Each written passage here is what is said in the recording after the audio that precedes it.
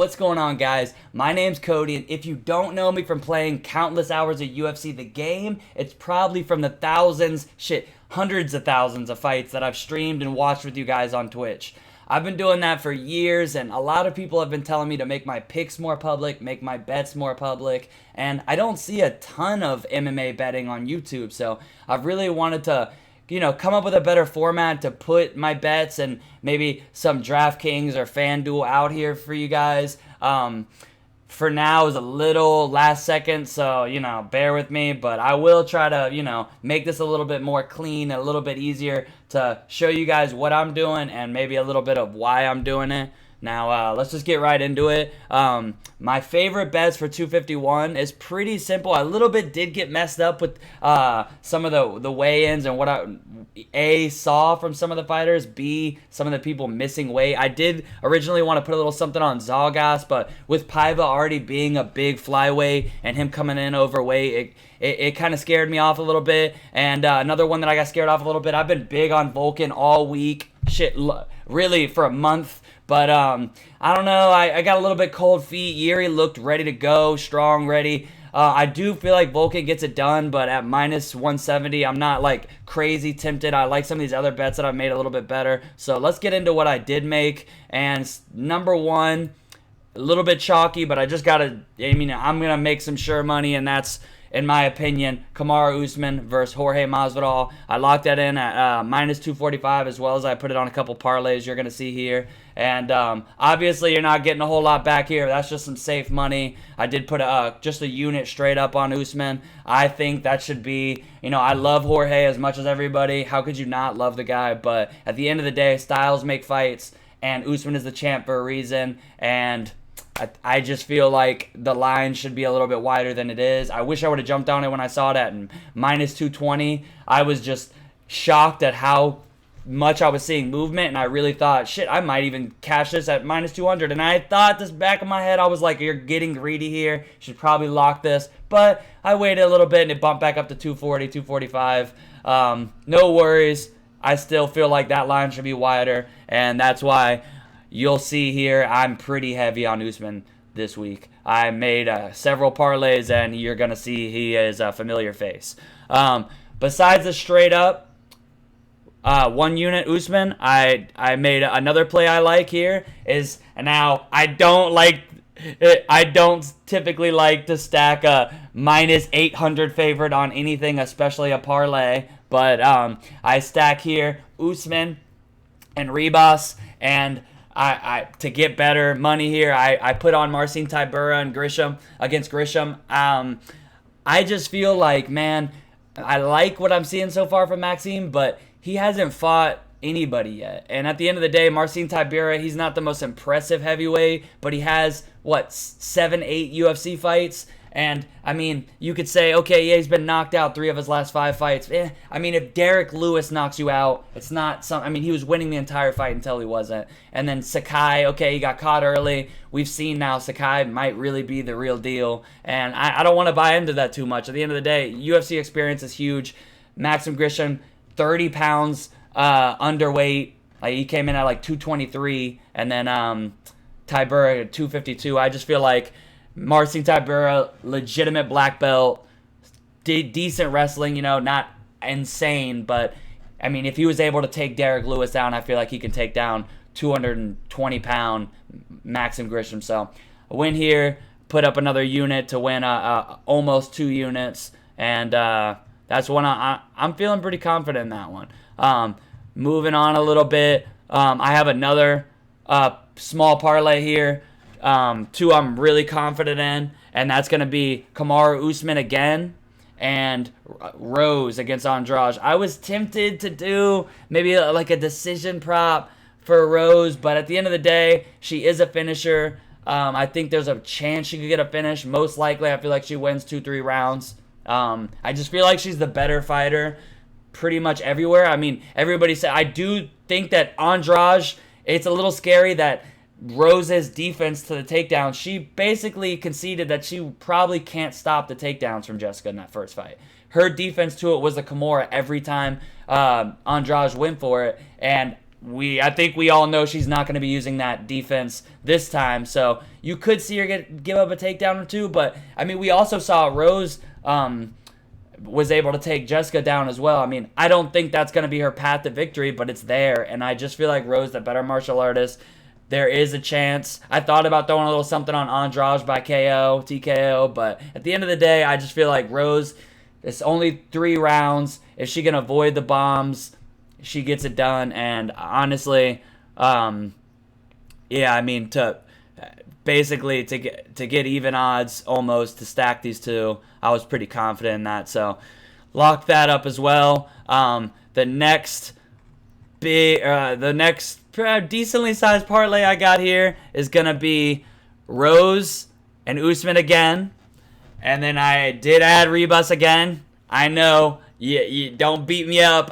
A minus 800, you know. That's risky business. You're not getting a whole lot, but I'm just so confident, man. I meant to get into this the first time I showed the bet, but Amanda Ribas, Paige, man, I just feel like, you know, for a second I was thinking, man, Paige, she's definitely not on Ribas' level talent-wise, but at the end of the day, she's tough, and she's been in there with a lot of great fighters, and she's shown that, she's hard to finish, and I mean, there's no quit in that girl. But at the end of the day, man, I do think she wants to put on a show. Like, she doesn't want to go in there and just get the doors blown off of her, because I do feel like she's going to be making a Bellator move after this. This is the last fight on her contract, and the UFC is clearly trying to give her a little going-away present. She hasn't been saying the greatest things about the UFC lately, and I truly think the UFC's basically giving her a classic going-away present.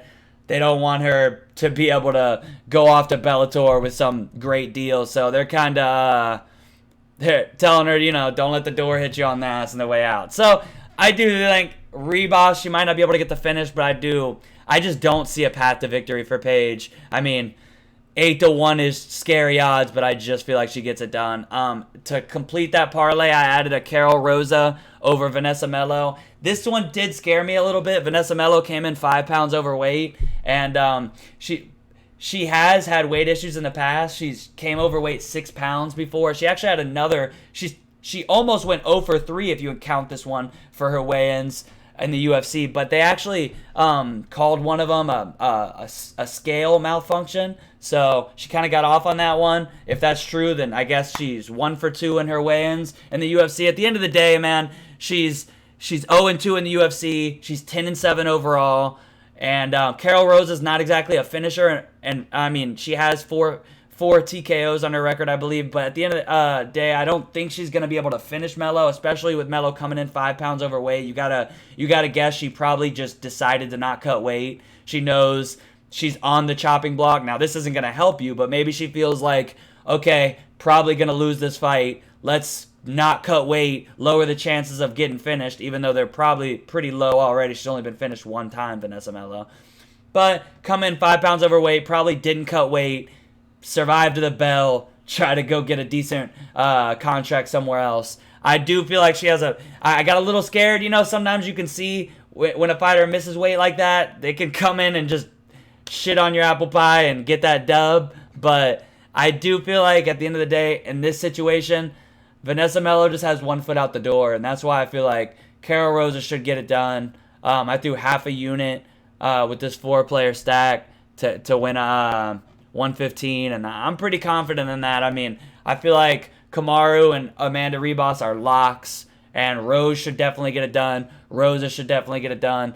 I don't love 255 odds, to be honest with you. I thought I was maybe going to fade this fight, but I just feel like Melo has 1 foot out the door. She's 10-7. She's 0-2 in the UFC. I just feel like she's just not all there. Carol Rosa is the younger fighter. She's got a bit of a momentum right now, and I just feel like she's the one. If it comes down to it, even if it's a close fight, I just feel like she's gonna be the one who just wants it more. And I know that can be a cliche thing to talk about when you're betting, but at the end of the day, man, it is something, especially when it's momentum against the 0-2, 10-7, missing weight every fight. I gotta go with Carol Rosa there. And to elaborate on that, I got Kamaru Usman, Amanda Ribas again, Rose again, Carol Rosa again, and then the Marcin Tybura pick from earlier, added that onto this parlay, and then to complete the parlay, I actually really like this play, and I still might add a little straight pick play on this.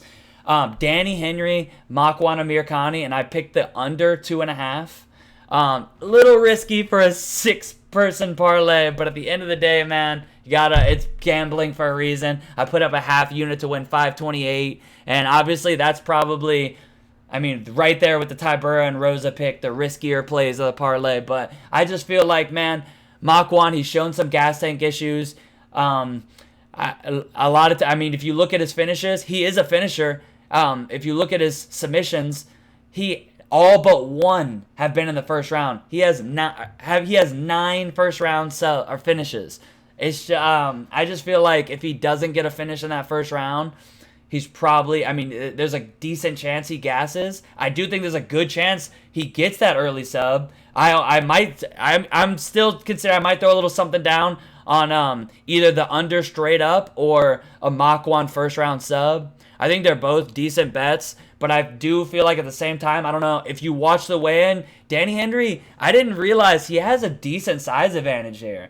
And he looks ready to go, man. Makwan, I don't know if it was just the man isn't an early riser, and I know they're on that crazy Abu Dhabi time right now, but he didn't look himself. He didn't look completely ready to go in that Danny Henry fight, or in the weigh-in. And Danny, on the other hand, man, he had his flag on. He was flexing hard. He was ready to go. He has a decent size advantage.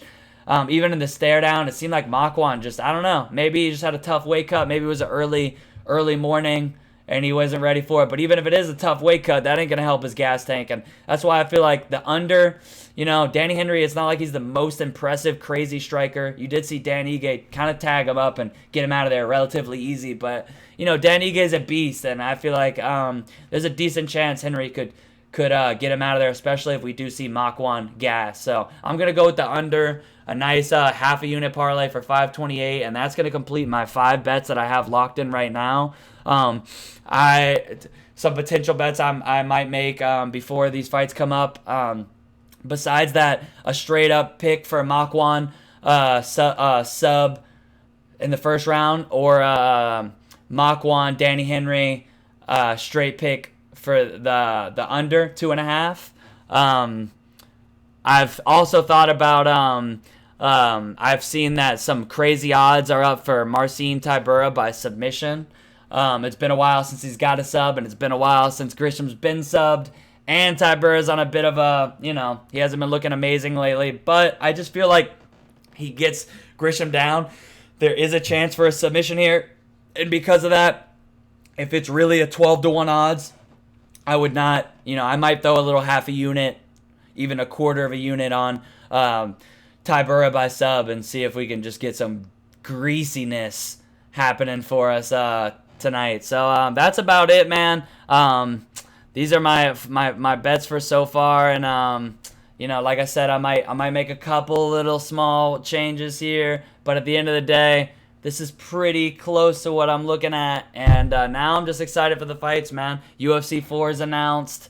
We got fights in a couple hours, and man, good luck with your bets, and thanks everybody for subscribing. If you haven't yet, make sure you press that red button down there. I will see y'all for the next card, and peace.